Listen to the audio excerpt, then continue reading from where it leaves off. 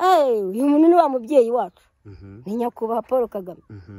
ubu ngubu niyo mwambaye gutya barumva nkomeye nta wampohotera nambaye perezida kuki se bataguhohotera wamuhohotera uteze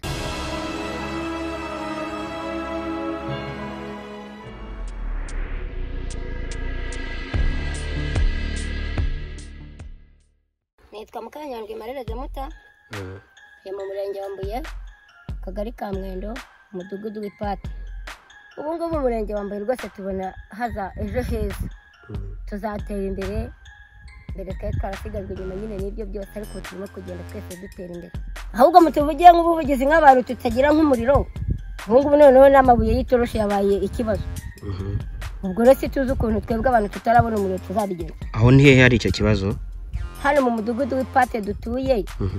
hari abantu benshi cyane rwose badacana ni mu kahe kagari murenge ka Mwendo umurenge wa Mbuye intara y'Amajyepfo ntago rwose abenshi ducana harimo abantu batuye nko hasi mu manegeka abo ngabo rwose nta n'amahirwe dufite hari uko tuzabona umuriro ariko ubwo mwatuje mubona nko muri itangazamakuru mutuvuganire ko hari ahantu hashobora kuba harasigajwe inyuma n'amateka kandi abandi bakora ku gikuta hose hakabona hanyuma nubwo wenda hari ikibazo cy'umuriro ariko hari ibyiza byagezweho wari umuvuga uti ubu ngubu dufite icyizere ko tuzahinga tugasarura nta butumwa waha abantu bakoze nibura n'ibyo ngibyo ngiye mbere na mbere nashimira leta y'ubumwe bw'abanyarwanda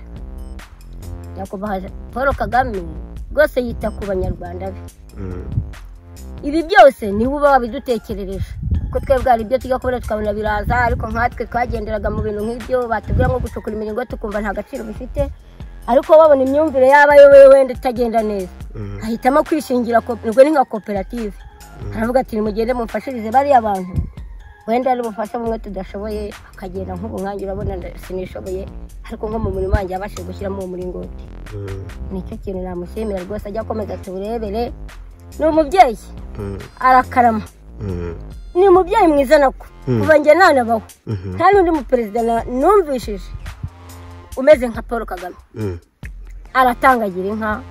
ararwanya imirire mibi abana bariga noneho n'amashuri barayafunguye n'ukwiga na covid yaragabanutse abana barajya ku ishuri